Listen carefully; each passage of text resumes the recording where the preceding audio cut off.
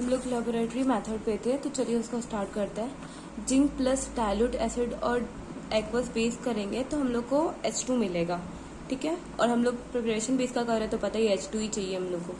तो Zn plus dilute HCl करेंगे तो ZnCl2 बनेगा और H2 गैस रिलीज हो जाएगा। इसको हम लोग डिस्कस करते हैं। इसके बाद नॉर्मली फिर Zn प्लस डाइल्यूट H2SO4 करेंगे तो भी हम लोग को ZnSO4 चाहिए, मतलब मिलेगा, और फिर H2 जो है वो रिलीज हो जाएगा, ठीक है। एक मिनट, ओके। अब हम लोग आते हैं इसके एक्सेप्शन वाले केस में।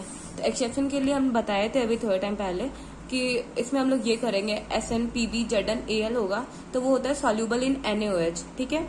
तो ये सब जब भी प्रोडक्ट बनाएगा तो ये वाले इक्वेशन के अकॉर्डिंग जाए तो देखिए यहाँ पे Na2ZnO2 बनाता है। वैसे अगर Sn रहेगा यहाँ पे और उसके साथ में NaOH अगर रिएक्शन कर रहा है तो Sn के साथ में क्या बनाएगा, Na2SnO2। वैसे Pb रहेगा तो वो Na2PbO2 बनाएगा। तो वैसे सेम आपका Zn रहेगा वो भी Na2ZnO2 बनाएगा। Al रहेगा तो Na2 फिर आपका AlO2 बनाएगा, ठीक है। तो वही यहाँ पे लिखा हुआ है आपका Zn plus aqueous alkali. Aqueous alkali में क्या लेंगे, NaOH और KOH।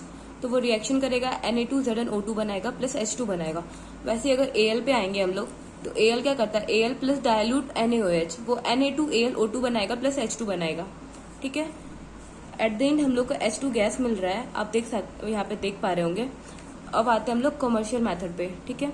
तो इसके लिए हम लोग पढ़ेंगे इलेक्ट्रोलाइसिस, स्टीम और हाइड्रोकार्बन और कोल गैसिफिकेशन, ठीक है। ये तीन मतलब NCERT का है, मतलब आप इतना श्योर हो सकते हैं कि मतलब मैं जो पढ़ा रही हूँ वो NCERT का ही सारा कंटेंट है। और अगर मुझे लगा कि छूट रहा है तो मैं एक बार वो NCERT भी करवा दूंगी वापस से लास्ट में, ठीक है। चलिए स्टार्ट करते हैं। फिर इलेक्ट्रोलाइसिस में क्या होगा ये याद कर लेना आप लोग, क्योंकि ये PYQ भी रह चुका है। इलेक्ट्रोलाइसिस जब होता है अगर H2 प्रिपरेशन के लिए तो हम लोग इलेक्ट्रोड जो यूज करते हैं वो PT का यूज करते हैं, प्लेटिनम, ओके। तो इलेक्ट्रोलाइसिस किसका होगा, मतलब PT यूज करेंगे और एसिडिफाइड हम लोग वाटर यूज करेंगे। जैसे कि 2H2O हुआ, उसमें PT इलेक्ट्रोड डालेंगे तो हम लोग को गैस जो मिलेगा वो H2 मिलेगा प्लस O2, ठीक है। फॉर वार्म BaOH का होल ट्वाइस है, उसको लेंगे तो उसके लिए हम लोग को Ni इलेक्ट्रोड चाहिए। मतलब अगर ये चेंज होगा तो ये भी चेंज होगा, इतना तो आपको याद होगा ही, मतलब इतना तो ध्यान में भी कर रख सकते हैं हम लोग। वैसे फिर स्टीम और हाइड्रोकार्बन में जाएंगे तो ये रहा आपका हाइड्रोकार्बन प्लस H2O। इसमें भी जो यूज करेंगे वो Ni यूज करेंगे। तो इसमें भी जो CO H2O H2 रिलीज होगा, तो अगर CO और H2 दोनों साथ में रिलीज हो गैस के फॉर्म में तो उसको हम लोग बोलते हैं वाटर गैस और सिन गैस। ये आपको याद मतलब रख सकते हैं क्योंकि ये क्वेश्चन बनता है उससे। फिर आते हैं हम लोग कोल गैसिफिकेशन। कोल गैसिफिकेशन में जाएंगे तो C+H2O जो होता है वो अगर टेम्परेचर आपका रहेगा 1270 केल्विन तब भी वापस से आपका सिन गैस बनेगा, ठीक है। तो अब हम लोग आते हैं यहाँ पे वाटर गैस शिफ्ट रिएक्शन जिसको बोलते हैं।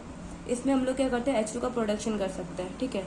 तो हम लोग क्या करेंगे, CO प्लस H2O का रिएक्शन करेंगे in the presence of Fe2Cr2O3 से, ठीक है। तो इसमें हम लोग का जो बनेगा CO2 plus H2 gas release हो जाएगा, ठीक है। अब हम लोग आते हैं प्रॉपर्टी ऑफ H2, मतलब H2 का प्रॉपर्टी क्या क्या होता है। तो ये तो आपको मतलब याद करना ही है। इसमें जो होता है कलरलेस होता है, ऑर्डरलेस होता है, टेस्टलेस होता है, लाइटर देन एयर होता, इनसॉल्युबल इन वाटर। और इसका जो बॉन्ड इंथैल्पी जाए तो जो HH बॉन्ड होता है बॉन्ड इंथैल्पी में वो ऑल सिंगल बॉन्ड से मजबूत होता है, ठीक है। इतना आप मतलब ध्यान रखिएगा।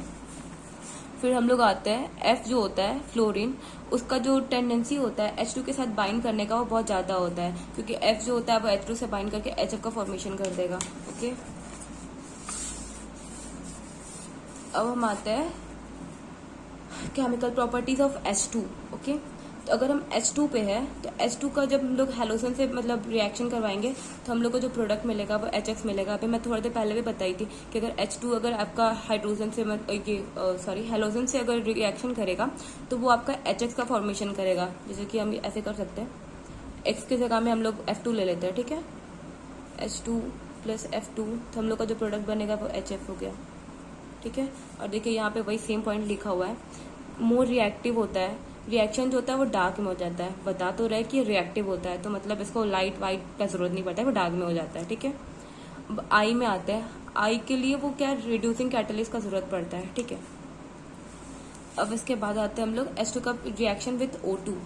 तो ऐसे हम लोग देख सकते हैं H2+O2 क्या होता है, वाटर का फॉर्मेशन होता है। तो बस इसमें ये ध्यान रखना कि जब भी वाटर बनता है तो वो एक्सोथर्मिक रिएक्शन होता है।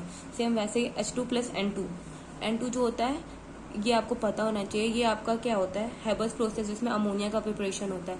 इसमें Fe और एमओ जो होता है वो कैटलिस्ट होता है, सॉरी Fe आपका कैटलिस्ट होता है, एमओ प्रोमोटर होता है। इसका जो टेम्परेचर होता है 673 केल्विन होता है और 200 ATM होता है प्रेशर आपका, जिससे आपका 2 मोल ऑफ अमोनिया फॉर्मेशन होता है। और ये भी आपका जो प्रोसेस है वो एक्सोथर्मिक है, ठीक है। और ये प्रोसेस क्या हो गया आपका, हेबर्स प्रोसेस। ये PYQ भी रह चुका है तो ध्यान में रखिएगा।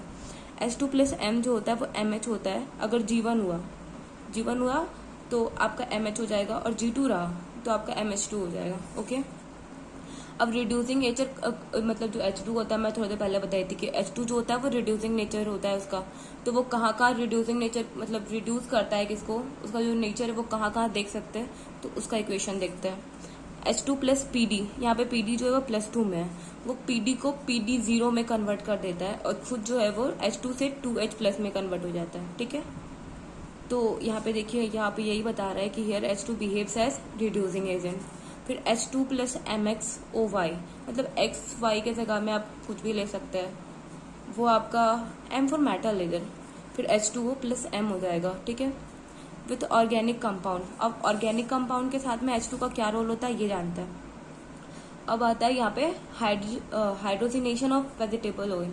ये देखिए आपका IIT का क्वेश्चन है, तो ये +4 मतलब रख सकते हैं आपकी, आपके वाले क्वेश्चन में भी पूछ सके, मतलब ऐसा श्योर तो नहीं है लेकिन फिर भी चांसेस रह सकता है ना। तो वेजिटेबल ऑयल के लिए हम लोग क्या करेंगे, Ni इलेक्ट्रोड का यूज करेंगे, जो क्या करता है एडिबल फैट में कन्वर्ट हो जाता है, वनस्पति घी एंड मार्गारीन मतलब बनाने के लिए यूज होता है इसका, ठीक है। फिर हम लोग लेंगे ओलेफिन।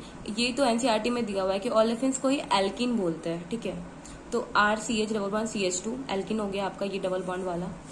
फिर यहाँ पे सिनगैस का फॉर्मूला आपको पता है CO+H2, ठीक है।